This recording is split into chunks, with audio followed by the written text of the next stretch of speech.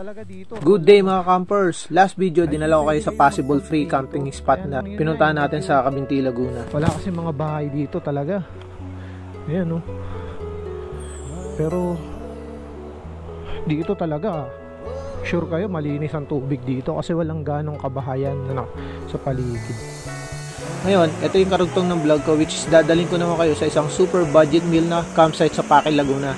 Tara mga campers, sama kayo sa camp ko. Let's go! Palibagan ng motor dito. Palibagan, dito sa palibagan. Dito lang ko ngayon. Ayan ang dirt bike. Ito, andi tubig.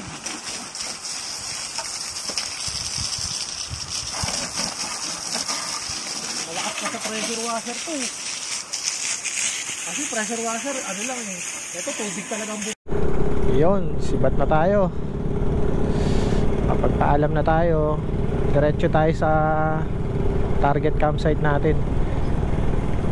Update ko kayo kung anong campsite yun kasi hindi ko rin alam kung dun kami o dun sa kabilang campsite na naiisip ko.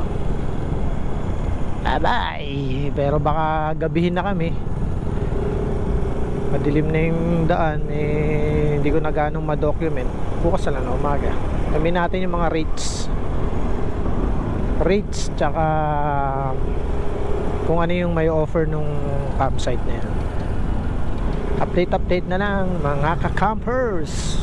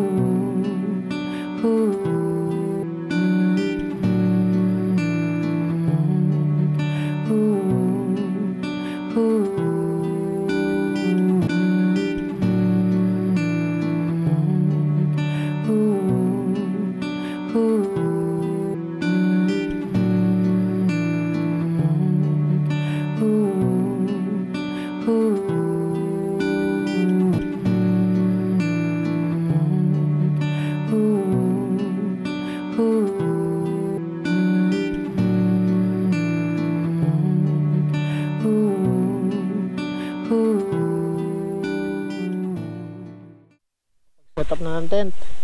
Gabi na kami nakarating dito sa Dorados campsite eh. Buti pinagbigyan pa kami mag-camp. Kami lang dahil siguro weekdays ngayon walang campers, kami lang. Pero pag weekends daw marami dito. Dito kami pumuesto kasi ang ganda ng buwan oh. Yun, kaso nagtatago kanina, ang ganda eh. Picture pa kami. At dito sa pwesto namin mahangin.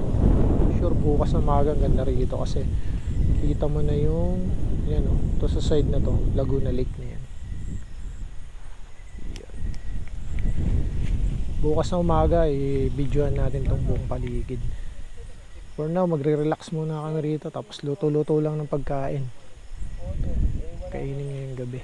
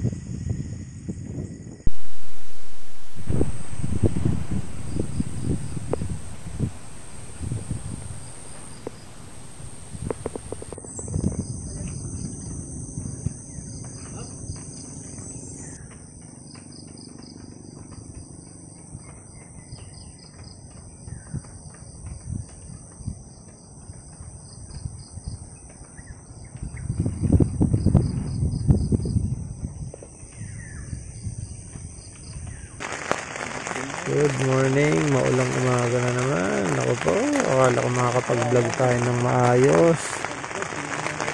Naririnig nyo ba yung ulan? Ayan o.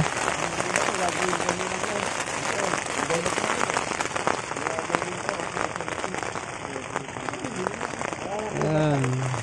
Simula 3 AM hanggang ngayon. Hindi ko alam kung anong oras na. Grabe ang ulan. Hindi naman siya ganun kalakas pero continuous.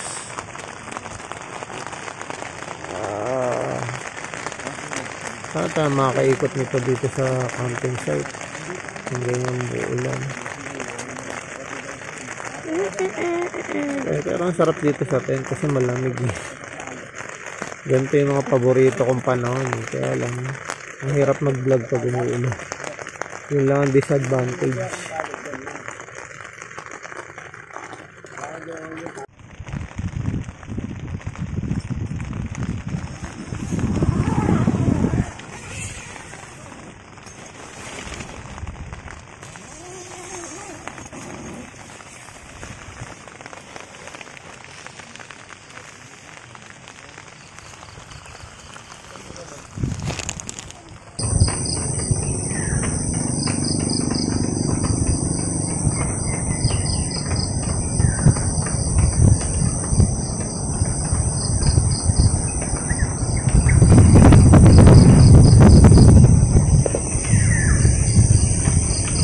Nung dumating kami nung gabi, wala namang ulan eh. Yung alas 3 ng madaling araw, doon na nag-start umulan hanggang ngayon. Anong oras na? Mag-alas 11 na. Ikot ko lang kayo dito. Ito nga pala yung setup ng tent namin. Ang ganda, di ba?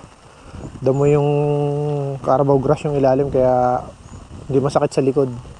Tapos yung kasama namin, dito naghamok. Ayan. Isang tent lang kami, sa 4 lang kami. Sila, kasya sila dun sa hamok na... Ito pala yung hamok namin. Ito, kami gumawa nito. Kasya 2 tao dyan. Ayan. Ikot ko kayo rito. Walang tao rito kasi weekdays ngayon. Kaya di ganong crowded. Pero sabi pag weekends daw, madaming tao rito. Ayan. Ikot ko kayo. May pool din sila. Ayan. Di nga lang kami makaligo kasi sobrang lamig pa. Tsaka yung pool dito, running water galing sa bundok. Yung tubig dun sa pool. Kaya walang chlorine. Ayan. Yan, dyan. Tas dyan, pwede kayo mag-set ng tent. Dyan sa mga area na yan. Maganda pa rito, maraming puno. Pwede kayo magsabit ng mga hamok. Eh kami, balak namin magsabit ng hamok sa puno. Kaso yun nga, umuulan eh. Kaya doon na lang kami sa may kubo. Ayan. Ito yung pool nila. Ayan. Mabait yung may-ari dito. Ayan, dyan. Pwede kayo mag-set ng tent dyan. Malawak din yung lugar. Okay na okay ito. Pagka malaking grupo kayo, pwede nyo i-renta. Hindi ko alam yung rate nila. Yung mga motor namin. Yung rate nga pala rito, day tour, 50 pesos lang. Tapos pag mag-overnight kayo, 100 pesos. Tapos ang tent pitching, mura lang, 50 lang. Kaya halimbawa, kung gusto nyo mag-overnight, 2 tao kayo, 200 dahil 100 per head. Plus 50 pesos, 250 lang. Napakamura, di ba? Sa gantong lugar. Dorados campsite dito sa Pakil, Laguna. Yun nga lang, medyo challenging yung daan. Napakatarik. Kasi pero sementado siya, kaya lang matarik talaga. Mataas yung ahunan.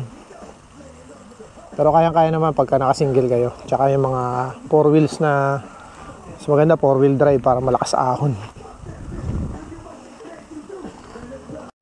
Ayan, lakad ko lang kayo dito. Dito pwede kayo mag-set ng tent dito. Dapat nga dito kami kagabi, kaso mas malakas yung ilaw doon, tsaka yung ganda ng buwan, kaya doon kami pumwesto. Pero marami kayo dito. I think pwede rin kayo mag-set ng bonfire dito. Yung nga lang, ingat kayo. Kasi may mga buko. Isa rin sa naging reason namin dito. Baka kasi mabagsakan kami ng buko. So sabi ni kuya, yung may-ari dito, tinatanggalan daw naman nila yan. Yan, Carabao grass. Pwede kayo dyan maghamok kahit saan dyan. Sa gabi naman may ilaw dito.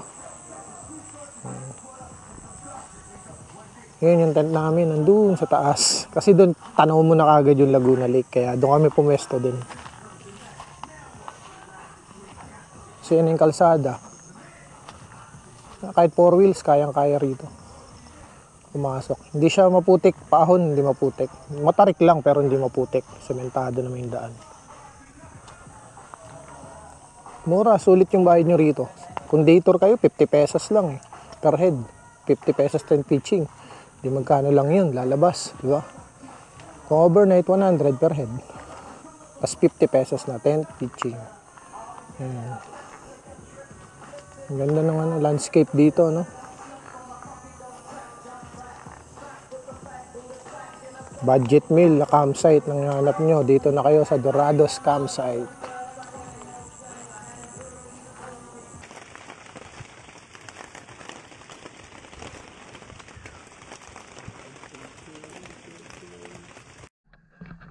Tara na, ligo na. Buhatin na, dali, dali. Hindi, hindi, sige. Hindi, tuloy mo yan. Tuluyan nyo na yan.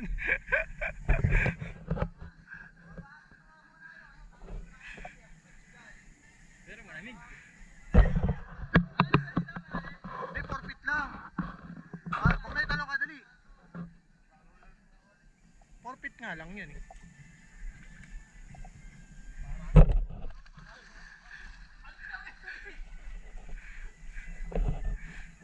Running water kasi yan eh, no? Galing sa bundok. Nature's hike. Mabok na italong ka, dali. Okay. Nabawasan.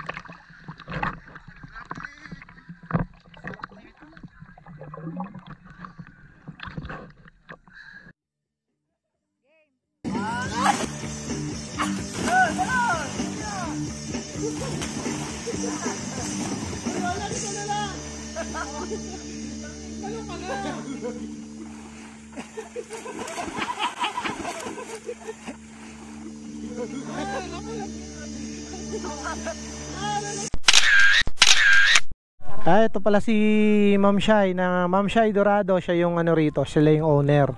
I-contact nyo lang siya sa Facebook page nila, Dorados Campsite ma'am, no?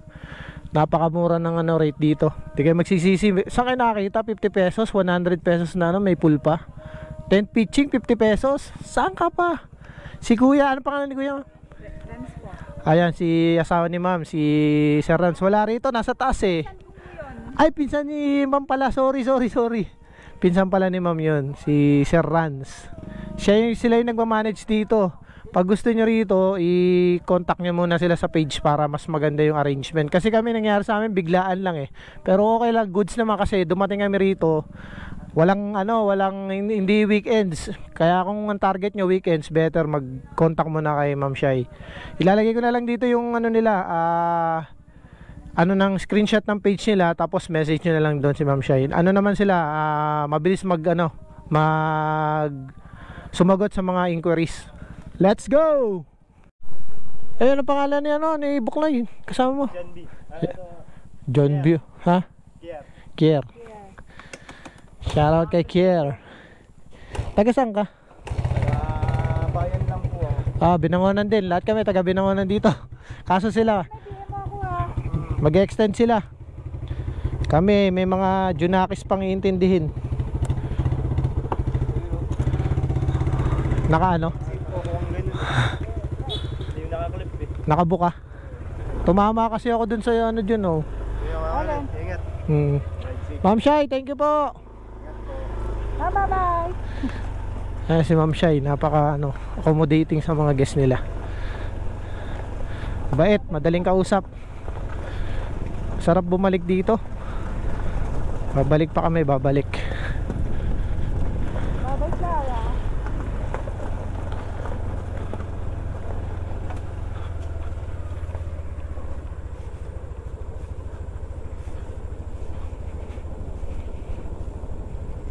Ayan, ito lang rito. Talagang matindi ahunan dito. Pero yung kalsada, sementado. Ayan, hindi ko ito na-document nung pumunta kami kasi yung nga, madilim na. Ngayon, eto, maliwaliwanag na. Makikita nyo yung tarik. Dahan-dahan lang, lalo na kung pababa kayo, dahan-dahan lang dito. Medyo madulas yung kalsada. Lalo ngayon, nag-uulan. Pero sanay naman tayo sa mga ganito. Pero syempre doble ingat pa rin.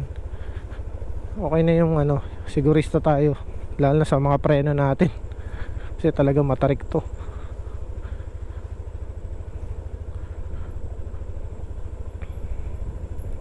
Yan kita mo yan siko. Kung tawagin sa siko. Dahil biglang liko. Huwag kayong gigilid kasi yung usual na mga lumot nasa gilid. Kung maaari, iwasan nyo may mga kulay green. Yan Laguna Lake tanaw na dito.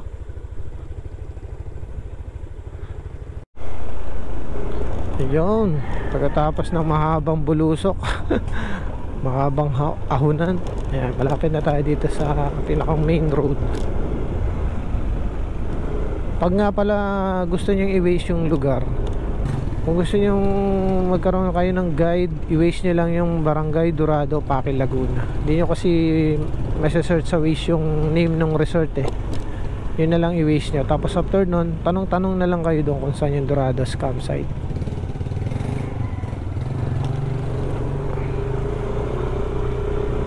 Ayan, ito na yung main road kasi wala siyang signage talaga na dun sa may bungad. Kung mula dun sa main road, wala kang makikitang signage na Barangay Dorado man lang Tapos yung bukanan niya pa hindi ganun kalapad, baka hindi nyo mapansin. Ayan, Sol Aragones. Ito, Cabaneros Agri Supply. Yan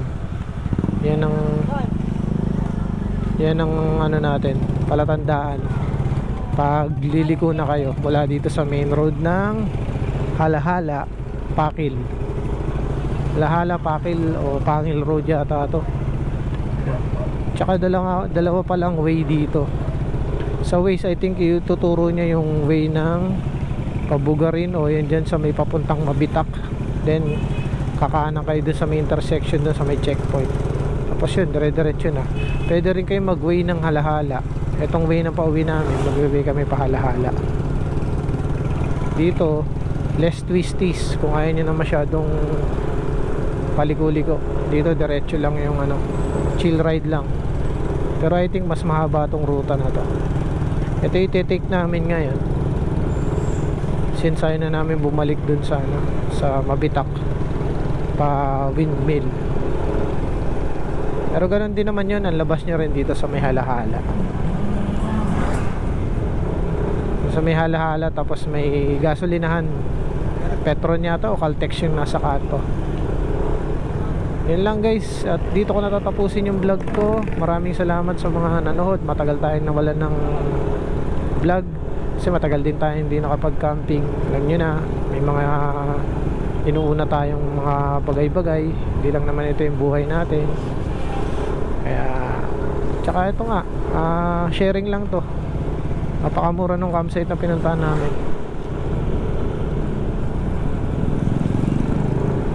Day tour 50 pesos. Pag overnight kayo 100 pesos. Then 10 pitching 50 pesos. Napakamura, 'di ba? Tapos may pool pa siya. Dorados campsite ng Paki, Laguna. Tapos si Ma'am Shai, shoutout kay Ma'am Shai ng Dorados campsite. Napakabait, napaka-accommodating niya. Madaling kausap si Ma'am Shai. Kung kaya nyo pumunta sa kanila ng weekdays kayo pumunta para sure kayo na halos solo nyo yung lugar eh. Wala kayong kasabay. Kami na-tsempuhan namin na kami lang yung campers dun. Kaya kung weekdays pwede nyo rin ma-tsempuhan na solo nyo lang yung lugar.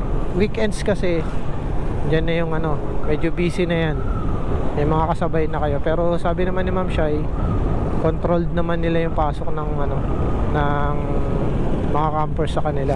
Pwede kayo magpa-reserve sa kanila. Ang maganda naman sa kanila, hindi naman sila nangingi ng ano eh, ng down payment.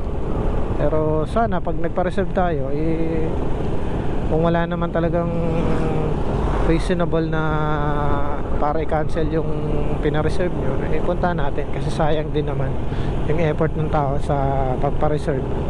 Pwedeng pwedeng may mag-inquire sa kanila na hindi na nila ibigay kasi dahil ni-reserve na sa inyo. Yun na lang. Kahit na kasi bibira na yung mga campsite na ano, hindi naman humingi ng reservation fee. Yun na lang guys. At kung bago kayo sa channel ko, eh paki-subscribe na rin. At kung hindi naman, okay lang.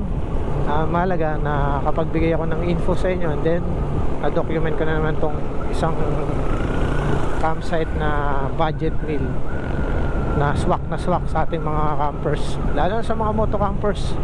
Kasi dito sa Dorados pwede nyo itabi yung motor nyo sa tent nyo. Eh, isa yan sa mga hinahanap natin as a moto campers, diba? Maraming salamat mga campers, and see you on our next vlog. Bye bye.